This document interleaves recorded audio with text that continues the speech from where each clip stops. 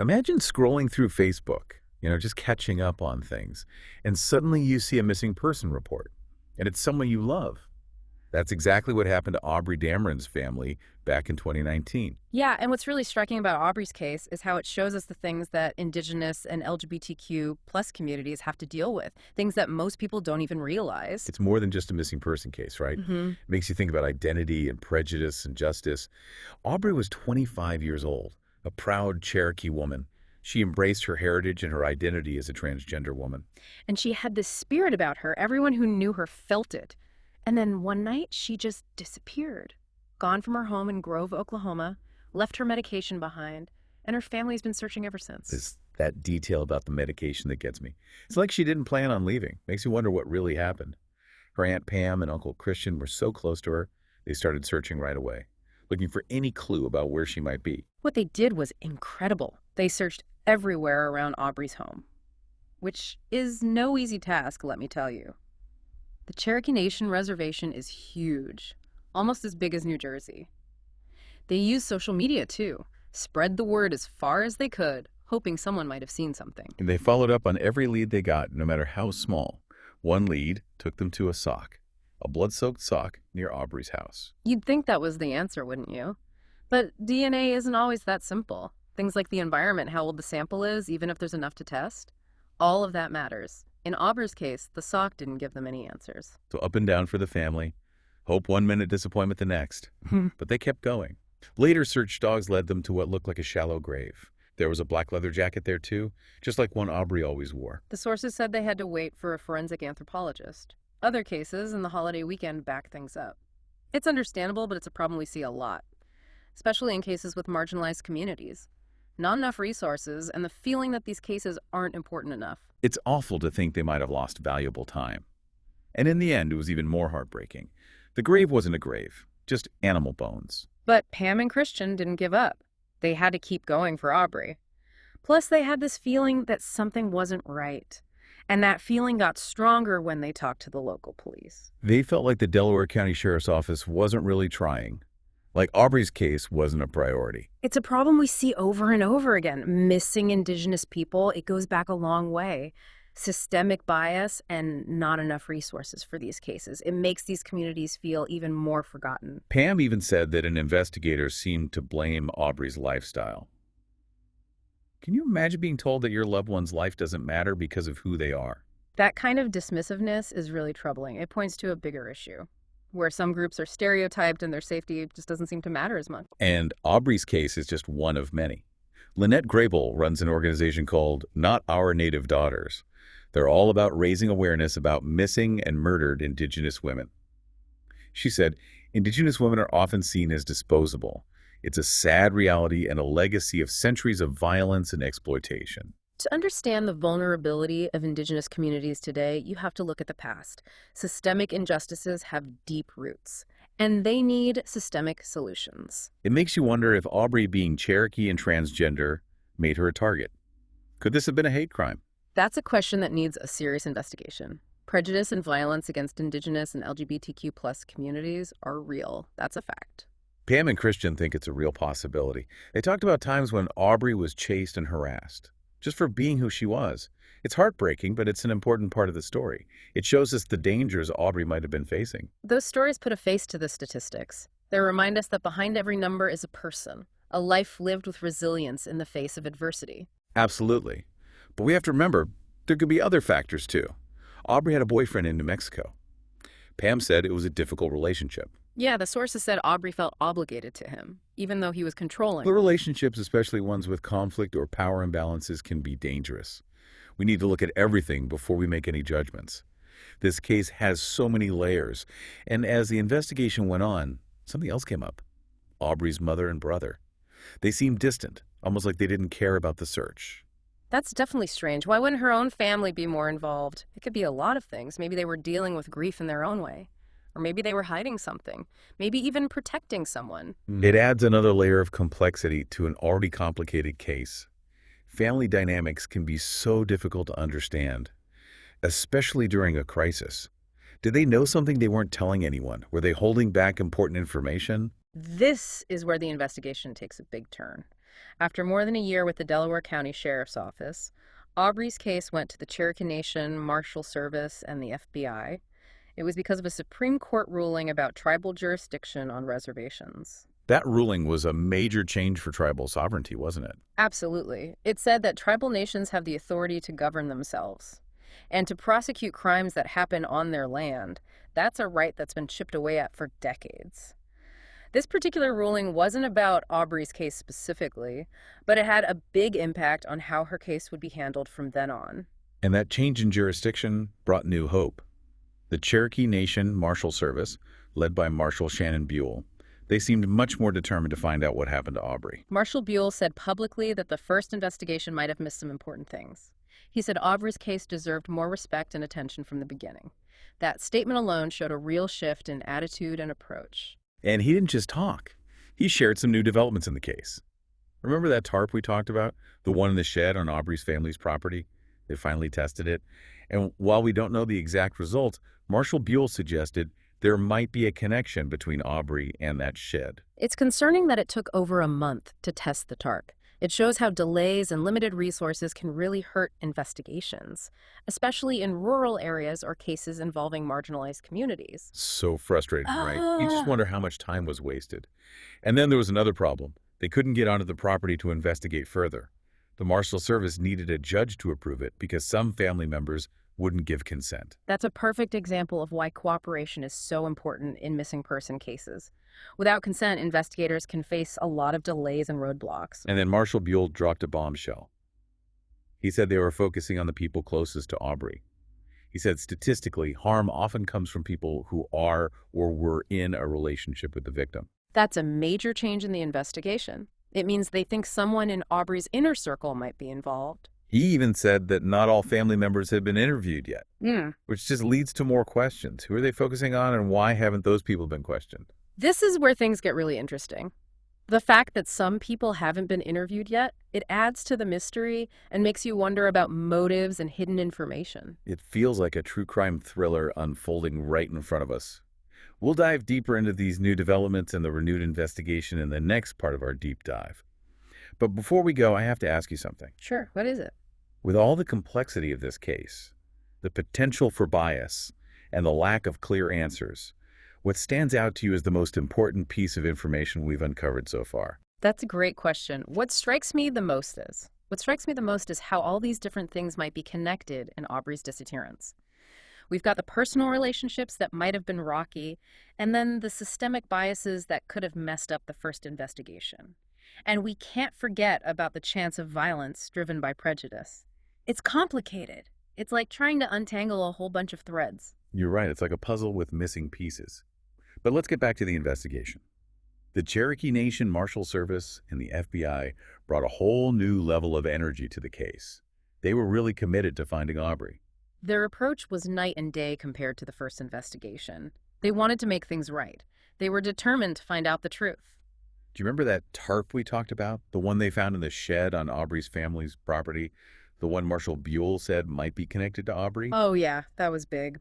But it also shows a problem we see a lot in investigations on tribal lands: jurisdiction and cooperation. Could you break that down for our listeners? What made this situation so tricky? Sure. Getting onto the property to investigate more was a real headache. They thought the tarp might have important evidence. But some family members wouldn't give consent to search the property, so the Marshal Service had to go to a judge to get permission. So even if the police think something's up, they can't just go onto someone's property without permission. Exactly. The Fourth Amendment protects people from unreasonable searches, and that includes tribal lands. So all this legal stuff must have slowed things down a lot. You bet. It takes time to get those warrants and go through all the legal steps. And in a missing person case, time is not on your side. It's frustrating to think that bureaucracy could get in the way of finding answers, especially when every minute counts. I know, right? This case shows how procedural things can make an investigation even harder, especially when you're dealing with marginalized communities where people might not trust the police to begin with. It's a tough balancing act, protecting individual rights, but also making sure justice is done. Exactly. It's about finding that sweet spot, making sure things are done by the book while still trying to find the truth. But even with all those challenges, the investigators didn't lose sight of their goal. They were really interested in the people closest to Aubrey. especially because harm often comes from people within the victim's inner circle. That's a standard strategy in these cases, especially when there's no clear motive or suspect. The statistics show that a lot of violent crimes are committed by people who know the victim. So it makes sense that they were looking closely at Aubrey's ex-boyfriend, the one from New Mexico that Pam said was controlling. Right. They would have looked into his story, checked his alibi and what he was doing around the time Aubrey disappeared, and they would have looked for any communication between him and Aubrey before she went missing. What about Aubrey's mother and brother? Remember how they seemed so distant from the search? That was really odd. Yeah, their behavior definitely raised some red flags. The investigators would have wanted to know what was going on. Were they just dealing with grief differently? Or were they hiding something? Maybe even protecting someone? It's like a big web with all these different strands. Each relationship, each interaction could hold a clue, a piece of the puzzle that could help explain what happened to Aubrey. That's a great way to put it. Investigating a disappearance is like trying to put together a story with missing pages. Every little detail could be important. That's why Marshal Buell's plea for information from the public was so crucial. He seemed really genuine, like he wanted to find answers not just for Aubrey's family, but for Aubrey herself. Oh, absolutely. You could tell how dedicated he was to the case. He knew that the first investigation hadn't been good enough, and he wanted to fix that. It gave you a little bit of hope in a situation that felt so hopeless. But I imagine as the investigation went on, new questions came up, new challenges popped up along the way. That's how it always goes. Every investigation has its twists and turns. What kind of leads were they following? Did they find any real evidence? And most importantly, how did Aubrey's family cope with all of this? Holding on to hope while facing the possibility that they might never know what happened to Aubrey. Those are all questions we'll explore in the final part of our deep dive. We'll look at what happened in the investigation, the ups and downs of trying to get justice in a case with so many unknowns, and the strength of a family determined to find answers no matter what. We're back with the deep dive, and we've been trying to make sense of Aubrey Damarind's disappearance, a young Cherokee woman who vanished back in 2019. It's been a long road filled with unanswered questions and a family searching for any kind of closure. We've talked about the first investigation, those frustrating delays, the switch to the Cherokee Nation Marshal Service and the FBI, and of course that renewed focus on the people closest to Aubrey. We've uncovered a lot, haven't we? Looking at how everything might be connected, the relationships, the biases in the system, and the chance that prejudice played a role in Aubrey's disappearance. But just like any good mystery, there are still some missing pieces. That's what keeps us hooked, right? That need to understand, to connect the dots, and finally see the whole picture. So where did the investigation go from there? What did the new team find out as they dug deeper into Aubrey's life and what happened to her? The Cherokee Nation Marshal Service, with Marshal Shannon Buell leading the way, they made a real difference. They treated Aubrey's case with the respect and attention it should have gotten from the start. I remember being struck by Marshal Buell's commitment to finding answers. It felt personal for him, not just a case, but a fellow member of the Cherokee Nation. That empathy makes a difference in investigations. It pushes you to understand better, to see the nuances, to refuse to let a case just fade away. And you could see that commitment in their actions. They followed every lead, no matter how small. Even that tarp, we talked about the one in the shed on Aubrey's family's property. Right. That tarp seemed like it could be a big break in the case. But getting onto the property was another story. Some family members wouldn't consent to a search, and that meant legal hurdles for the Marshal Service. It's hard to believe that a piece of evidence could be right there, but out of reach because of legal issues. It shows you how complicated things can get trying to protect individual rights while making sure a thorough investigation happens. It's a tough balance, for sure. The Fourth Amendment protects people from unreasonable searches, even on tribal lands. Getting warrants and going through all the legal steps takes time. And in a missing person case, that time can be precious. So while they were figuring out the legal side of things, were they also looking at other leads? We know they were focused on those closest to Aubrey, especially her ex-boyfriend. Did they find anything solid connecting him to her disappearance?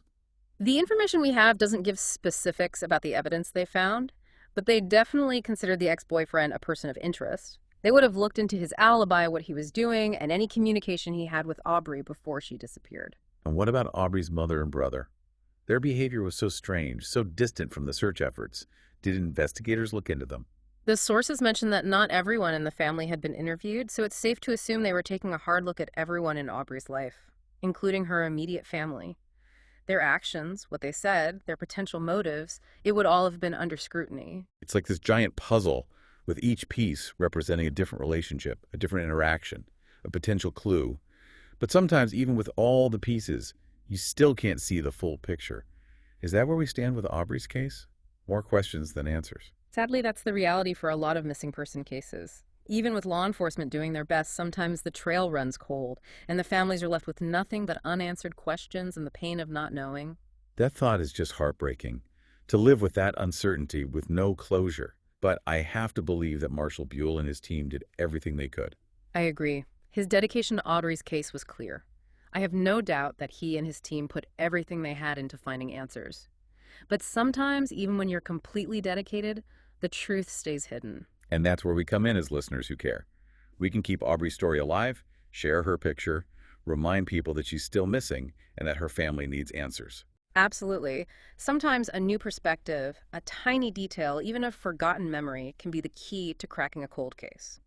By keeping Aubrey's story out there, we might spark that one piece of information that changes everything. It shows us that we all have a part to play. In seeking justice, in supporting families, going through the unthinkable, and in demanding that those who are supposed to protect us do their job. You said it perfectly. It's about awareness, empathy, and demanding a system that prioritizes everyone's safety and well-being, no matter who they are or where they come from. Aubrey's case, even though it's still a mystery, shows us the systemic problems that affect marginalized communities more than anyone. It forces us to face some uncomfortable truths about prejudice bias and the lack of resources put towards cases like hers. It's a reminder that we have a long way to go to create a society where everyone feels safe, valued, and protected. Aubrey's story isn't just about finding one missing person. It's about fixing the things that make people like Aubrey vulnerable in the first place. So as we wrap up our deep dive into Aubrey Damarind's disappearance, we're left with a lot of uneasiness. The knowledge that there are still unanswered questions and a deep sense of empathy for her family and everyone else searching for answers that may never come. But we also leave with a renewed sense of purpose, a commitment to keep asking questions, to challenge what we think we know, and to demand a system that truly serves and protects everyone. Thank you for joining us on this journey. We hope that exploring this case with us has not only informed you, but also inspired you to get involved, to speak up, and to work towards a world where stories like Aubrey's become less and less common. A world where justice wins and everyone can live freely and authentically. If you have any information about Aubrey Damarind's disappearance, please contact the FBI or the Cherokee Nation Marshal Service. Even something small can make a difference. And don't forget to subscribe to The Deep Dive for more deep dives into captivating stories and the issues that matter.